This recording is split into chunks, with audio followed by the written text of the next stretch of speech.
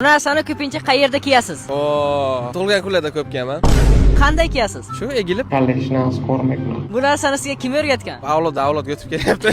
Ota-bobodan qolgan o'yin. Bu kiyimni zarari bormi, zarari yo'qmi? Menga zarari tegmagan, lekin tavsiya qilaman ko'pchilikka kiyinglar.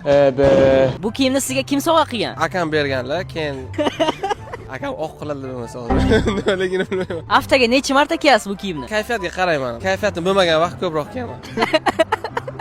Bu kiyimsiz yashay olasizmi? Bir kun kiymadim, mazam qochdi. Boshqa yigitlarga bu kiyimni tavsiya etasizmi? Endi qaranglar, menga ishonsalaringiz kiyinglar. Obunachilaringizga bu kiyimni tavsiya etasizmi? Atfasa qilmasalaringiz bo'ldi mana. Jamoangizdan bu kiyimni kimga tavsiya berasiz? Baqa eshitdik. Qizlar bu narsani kiyishiga qanday qaraysiz? Yo, zarari bor, shamollatadi. Rasmni bemalol ko'rishingiz mumkin.